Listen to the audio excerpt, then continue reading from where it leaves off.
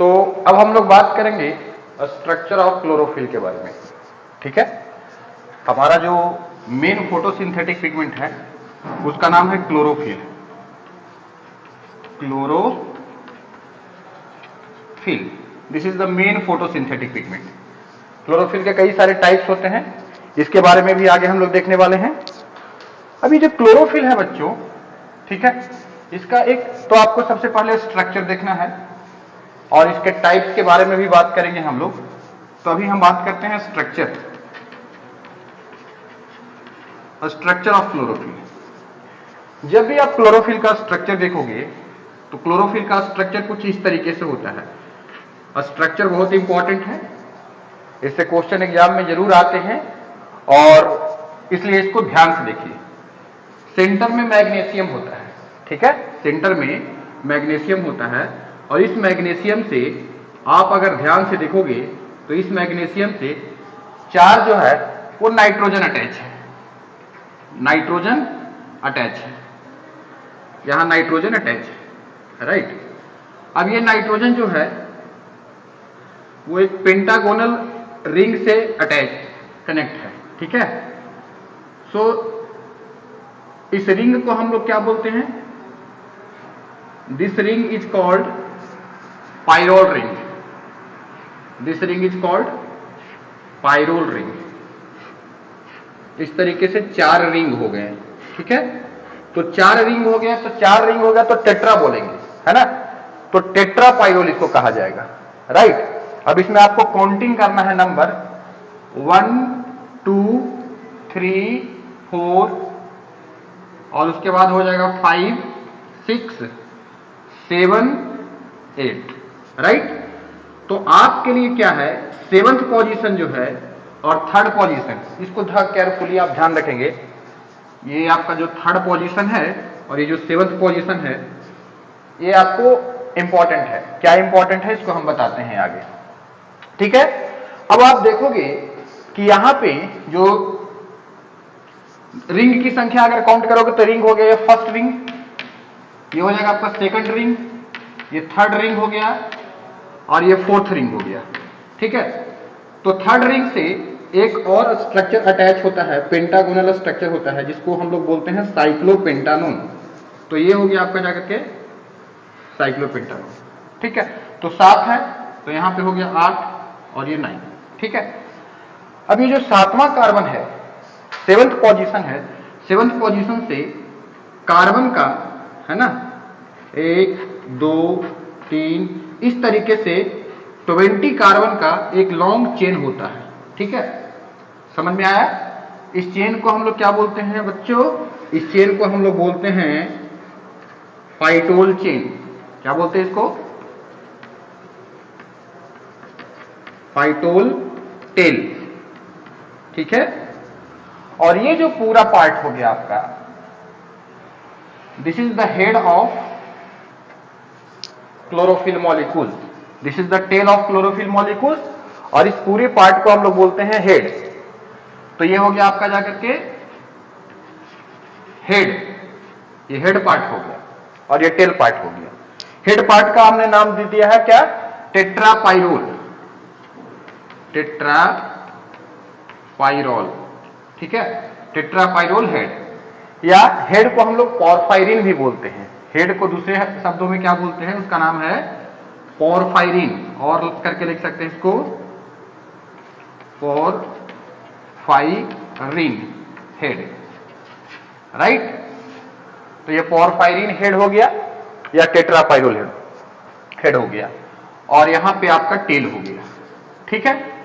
अब ये टेल कितने कार्बन का है? 20 कार्बन का, 20 कार्बन का, C20 लिख दिया, इसका मतलब हो गया 20 कार्बन का, ठीक है। अच्छा, ये चार जो है वो पाइरोल के रिंग हो गए और ये जो फिफ्थ रिंग है इसको आप बोलोगे fifth ring. First second third fourth, चार रिंग हो गया पाइरोल को, तो इसके हमने बोला टेट्रा, टेट्रा बोले तो 4 पाइरोल का रिंग, ठीक है।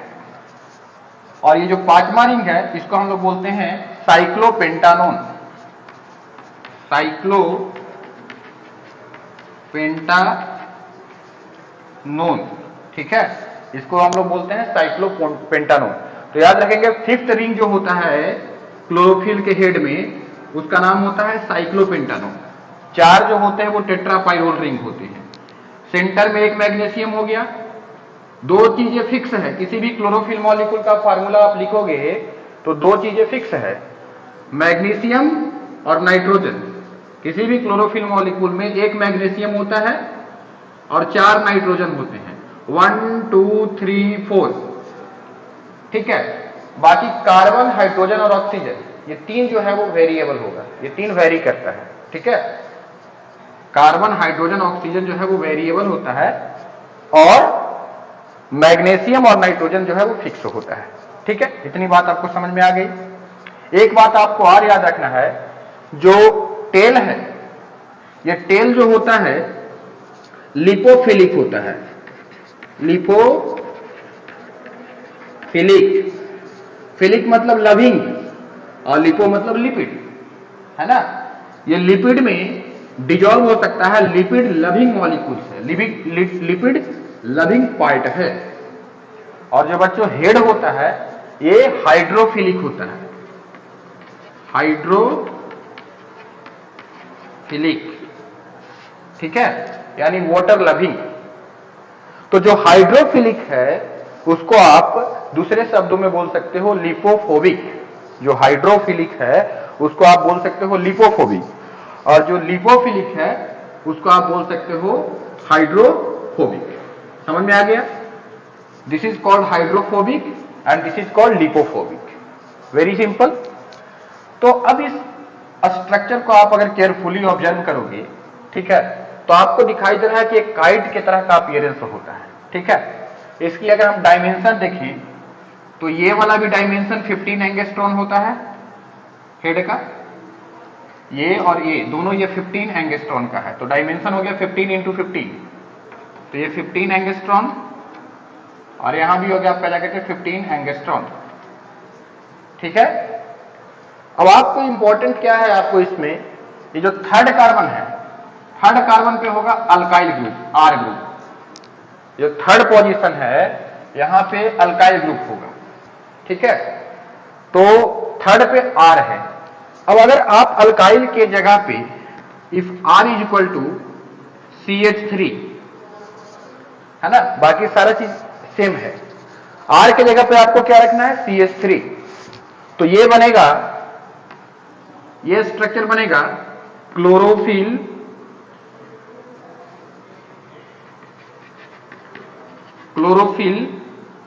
ए मॉलिक्यूल्स का, ठीक है। अगर R is equal to CHO रखते हो, एल्डिहाइड ग्रुप, तो ये बनेगा क्लोरोफिल बी मॉलिक्यूल्स का। ये बी का हो गया, ए का हो गया, ठीक है। तो अगर हम इन दोनों चीज को कंपेयर करें, ठीक है, एक तरफ है आपका मिथाइल ग्रुप और दूसरी तरफ आपका एल्डिहाइड ग्रुप है।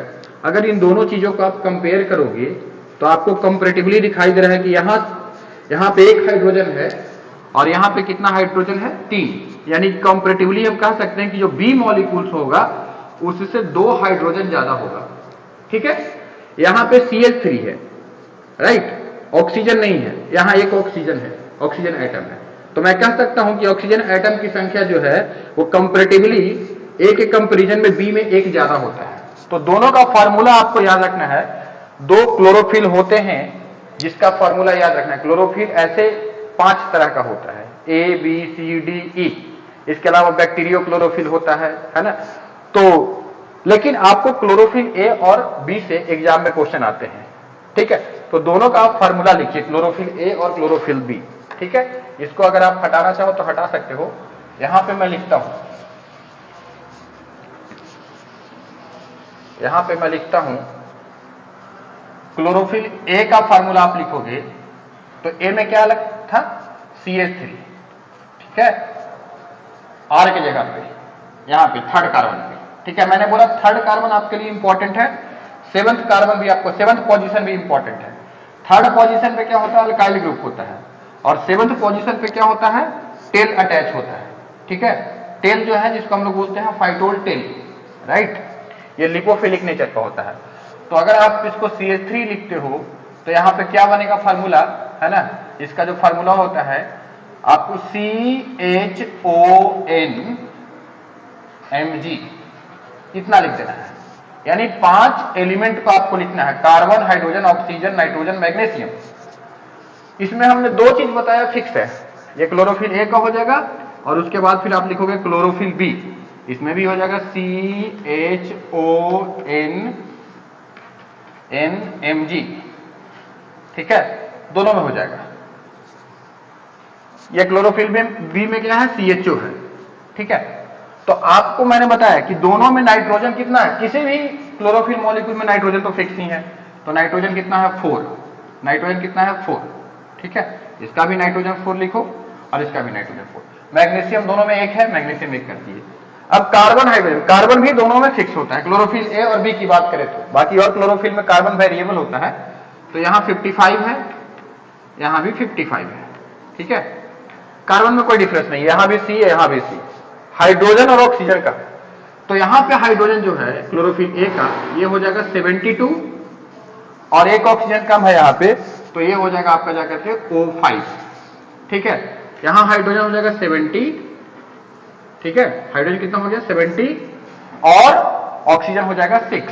देखो यहां पे क्या है, एक ऑक्सीजन ज्यादा है, ठीक है, तो मैंने यहां पे 5 लिखा, यहां 6 लिखा, और कंपैरेटिवली इसके कंपेयर में 2 हाइड्रोजन ज्यादा है इधर, ठीक है, तो यहां 70 लिखा, यहां 72 लिखा, ठीक है। सो आई थिंक ये 2 फार्मूला आपको क्लियरली समझ में आया होगा, है ना, कि 2 फार्मूला जो है आपको याद रखना है क्लोरोफिल ए और क्लोरोफिल बी का, ठीक है। अच्छा, एक मल्टीपल चॉइस क्वेश्चन आपके एग्जाम में बनाया जा सकते हैं यहां से, ठीक है। क्वेश्चन तो किसी भी तरीके से फॉर्मेट किया जा सकता है, ठीक है, लेकिन जैसे मान लीजिए एक एग्जामिनर ने इसको, अगर आपने नोट किया है तो नोट कीजिए, इसमें आपको एग्जामिनर ने एक क्वेश्चन बनाया, सपोज मैं यहां पे लिखता हूं मल्टीपल चॉइस क्वेश्चन, है ना, कि which of the following is element is present in the centre of head of chlorophyll molecules. Chlorophyll molecules का जो हेड है उसके सेंटर में क्या प्रेजेंट है। आपके ऑप्शन ए ऑप्शन में दिया रहेगा Mg +2, फर्स्ट ऑप्शन में ही +2 दिया रहेगा, सेकंड ऑप्शन में बी ऑप्शन में दिया जाएगा Mg, ठीक है, सी ऑप्शन में और डी ऑप्शन में, सी में सपोज Fe+2 दे सकता है ना, Fe+2 दे सकता है, और डी ऑप्शन में कुछ और भी दे सकता है, पर ये दोनों जगह पे कंफ्यूजन होता है। पहला ऑप्शन ज्यादातर देखने को मिलता है Mg+2, और ज्यादातर स्टूडेंट जो होते हैं वो Mg+2 टिक लगाते हैं, है ना, जबकि आपको क्या टिक लगाना चाहिए, मैग्नीशियम। मैंने क्या बोला यहाँ पे, Mg+2 की बात नहीं किया है, लेकिन एक कंडीशन में Mg+2 भी सही है, और इसीलिए हम कंफ्यूजन में रहते हैं कि Mg+2 हम कब टिक लगाएंगे और Mg कब लगाएंगे। देखिए, जब भी फोटोसिंथेसिस की प्रोसेस स्टार्ट होती है ना, फोटोसिंथेसिस का प्रोसेस स्टार्ट होता है, तो क्या होता है बच्चों कि जैसे ये मान लीजिए ये क्लोरोफिल मॉलिक्यूल्स है, ये क्लोरोफिल मॉलिक्यूल्स है, इस तरीके से इसके ऑर्बिट्स होते हैं, इसमें इलेक्ट्रॉन्स चक्कर काटते रहते हैं। तो जब आप क्लोरोफिल मॉलिक्यूल्स पे लाइट पड़ता है तो इसके जो 2 इलेक्ट्रॉन होते हैं, यहां से प्राइमरी इलेक्ट्रॉन एक्सेप्टर एक होता है, वहां पे 2 इलेक्ट्रॉन निकल करके चले जाते हैं। तो इस क्लोरोफिल मॉलिक्यूल्स पे जब 2 नेगेटिव चार्ज चला गया, तो अगर मान लीजिए एक एक्स कोई एलिमेंट है, इसके 2 इलेक्ट्रॉन का लॉस हुआ, तो इस पे कितना प्लस चार्ज आएगा, 2 प्लस चार्ज आएगा, ठीक है। तो ये क्या हो गया कि जब क्लोरोफिल मॉलिक्यूल एक्टिवेट हो चुका है ना, क्लोरोफिल मॉलिक्यूल्स एक्टिवेट हो चुका है, तो क्लोरोफिल मॉलिक्यूल्स अपने 2 इलेक्ट्रॉन को लॉस कर देगा, और उसके इलेक्ट्रॉन यानी चार्ज हो गया है क्लोरोफिल मॉलिक्यूल। तो वैसे कोई केस में हम इसको Mg+2 कह सकते हैं, ठीक है। पर कभी भी ये बात पूछा जाए कि क्लोरोफिल मॉलिक्यूल्स के